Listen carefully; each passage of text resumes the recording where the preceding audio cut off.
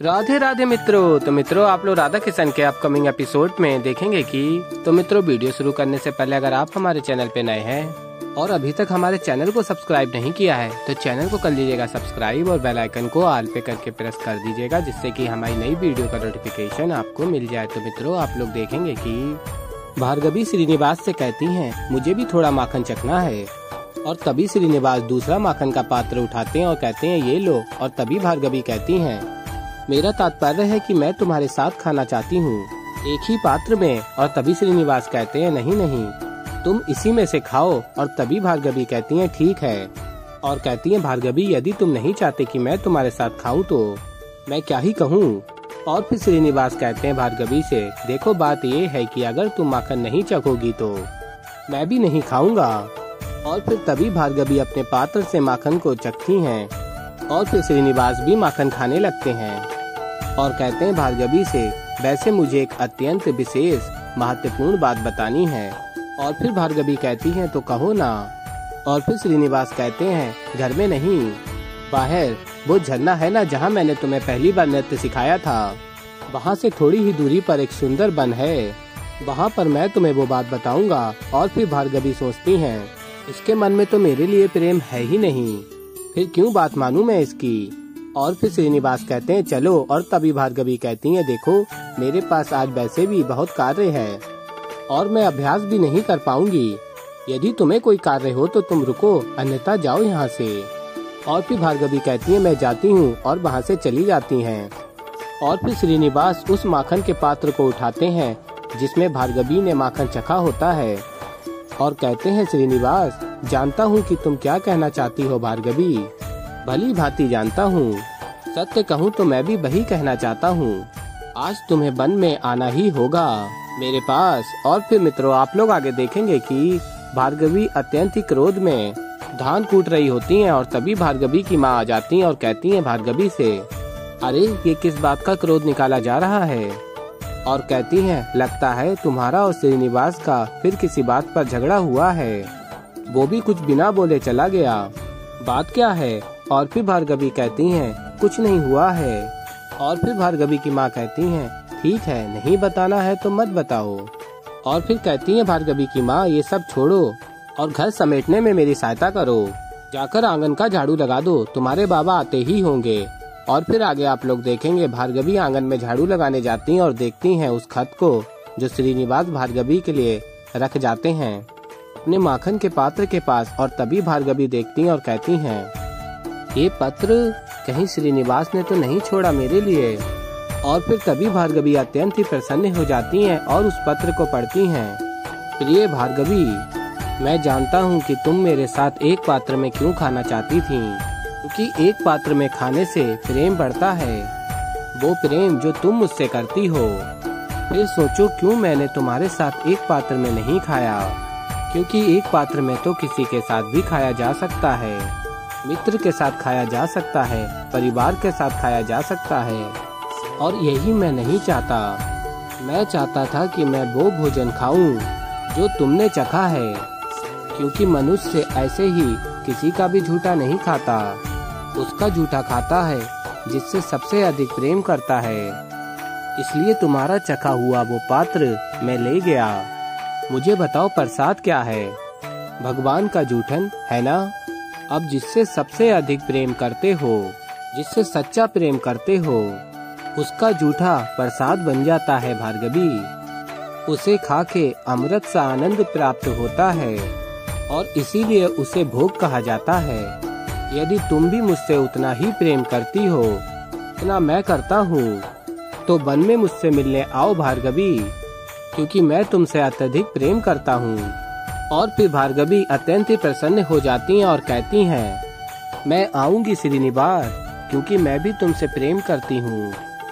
और फिर मित्रों आप लोग आगे देखेंगे कि श्रीनिवास पुष्प सजा रहे होते हैं और भार्गवी मिलने जा रही होती हैं श्रीनिवास से मिलने, और श्रीनिवास भार्गवी की प्रतीक्षा कर रहे होते हैं और भार्गवी भागती हुई जा रही होती हैं और अत्यंत प्रसन्न भी होती हैं, और श्रीनिवास भी अत्यंत प्रसन्न होते हैं। और फिर देखते हैं भार्गवी को, भार्गवी वहां पहुंच जाती हैं जहां श्रीनिवास ने भार्गवी को आने को कहा होता है और झूले को भी सज्ज किया होता है और हर तरफ पुष्प ही पुष्प होते हैं। और फिर तभी भार्गवी श्रीनिवास को देखती हैं और फिर श्रीनिवास भार्गवी का हाथ पकड़ते हैं और झूले तक ले जाते हैं और फिर तभी श्रीनिवास भार्गवी को अपने सीने से लगा लेते हैं और फिर तभी भार्गवी को दिखाते हैं भार्गवी के कंगन को और भार्गवी उस कंगन को देख के कहती हैं मेरा कंगन लौटाओ। और फिर श्रीनिवास उस कंगन को नहीं देखते हैं और भागने लगते हैं और फिर भार्गवी भी श्रीनिवास के पीछे भागने लगती हैं और फिर तभी श्रीनिवास पात्र से जल को भार्गवी के ऊपर डालते हैं और भार्गवी अत्यंत ही क्रोधित हो जाती हैं और श्रीनिवास से रूठ जाती हैं और फिर तभी श्रीनिवास रुक जाते हैं और भार्गवी को मनाते हैं और फिर उनके हाथ में कंगन को पहनाते हैं। और फिर मित्रों आप लोग आगे देखेंगे कि श्रीनिवास भार्गवी को झूले पे बैठाल देते हैं और उस माखन के पात्र को लेकर आते हैं जिसमें भार्गवी ने चखा होता है माखन को और उस पात्र को भार्गवी को देते हैं और भार्गवी अत्यंत प्रसन्न होती हैं और माखन लेकर श्रीनिवास को खिलाने जा रही होती हैं। तभी श्रीनिवास मना कर देते हैं खाने से और कहते हैं पहले तुम खाओ और फिर भार्गवी उस माखन को खाती हैं और फिर अपना जूठा माखन श्रीनिवास को खिलाती हैं और श्रीनिवास अपनी पुरानी स्मृतियों को स्मरण करते हैं जो राधा के साथ माखन खाते हुए होती हैं और फिर श्रीनिवास उस माखन को खा लेते हैं जो भार्गवी खिलाती हैं अपना जूठा प्रेम से। और फिर मित्रों आप लोग आगे देखेंगे भार्गवी और श्रीनिवास एक दूसरे को माखन खिला रहे होते हैं और फिर आगे आप लोग देखेंगे देवी पार्वती महादेव से कहती हैं अंततः वो क्षण आ ही गया जिसकी हमें कब से प्रतीक्षा थी महादेव। श्रीनिवास और भार्गवी एक हो गए और फिर तभी महादेव कहते हैं ये तो आरंभ है इनकी इस प्रेम गाथा का और कहते हैं महादेव देवी पार्वती से तुम देखती जाओ इनकी इस प्रेम गाथा का आने वाले दिनों में हम सबको परम आनंद प्रदान करेंगे। और बताते हैं मैं कितना प्रसन्न हूँ कि मेरे आराध्य को श्रीनिवास को उनकी श्री उनकी भार्गवी मिल गयी, उन्हें उनका खोया प्रेम प्राप्त हो गया। और फिर मित्रों आप लोग आगे देखेंगे कि श्रीनिवास भार्गवी से कहते हैं तुम कुछ कहना चाहती हो और फिर भार्गवी कहती हैं हाँ किंतु मैं इतनी प्रसन्न हूँ कि क्या बताऊं, अब मुझे कुछ कहने का मन ही नहीं है। और फिर श्रीनिवास कहते हैं भार्गवी से तुम नहीं जानती भार्गवी कितनी प्रतीक्षा की है मैंने इस क्षण के लिए। और कहते हैं आगे अब और नहीं, अब शीघ्र तुम्हारे बाबा को मनाना है और उनके आशीर्वाद के साथ तुम्हें अपने साथ ले जाना है। और फिर तभी भार्गवी कहती है अरे मैं तो भूल ही गई तुम्हें बताना, आज बाबा शीघ्र ही घर आने वाले हैं, मैं जाती हूँ।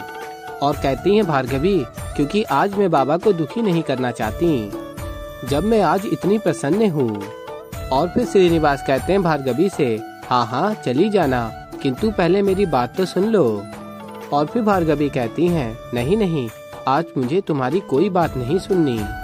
और फिर श्रीनिवास सोचते हैं मैं तुम्हें ये बताना चाहता था कि तुम्हारे बाबा ने राजा आकाश से तुम्हारे और राजकुमार बासु के संबंध की चर्चा की है किंतु अब तुमने ये कह दिया है तो मैं तुम्हें दुखी नहीं करना चाहता। और फिर तभी भार्गवी श्रीनिवास को देखती हैं और कहती हैं ठीक है इतने व्यथित भी ना हो, चलो कहो क्या कहना था तुम्हें। और फिर श्रीनिवास कहते हैं वो मैंने तुमसे कहा था ना कि मैं तुम्हारे लिए एक अत्यंत श्रेष्ठ वर का चयन करूंगा। और फिर अपने आप भार्गवी के सामने खड़े हो जाते हैं और कहते हैं ये है तुम्हारा वर, कैसा लगा, अच्छा लगा। और फिर तभी भार्गवी अत्यंत ही प्रसन्न हो जाती हैं और श्रीनिवास की नाक पकड़ती हैं और खींचती हैं और भागती हुई फिर जाती हैं और अत्यंत ही प्रसन्न हो रही होती हैं भार्गवी और भागते हुए अपने द्वार जा रही होती हैं। और फिर मित्रों आप लोग आगे देखेंगे कि श्रीनिवास भार्गवी को अत्यंत प्रसन्न देख और भागते हुए जाते देख कहते हैं सत्य कहूँ तो बस मैं यही चाहता हूँ कि सदैव तुम्हारे मुख पर ऐसी ही मुस्कान बनी रहे भार्गवी। और फिर मित्रों आप लोग आगे देखेंगे कि भार्गवी कहती हैं मैं माँ बाबा से ये प्रसन्नता बांटना चाहती हूँ किंतु कैसे कहूँ, कुछ समझ में ही नहीं आ रहा। और फिर धन्यवाद करती हैं ईश्वर का।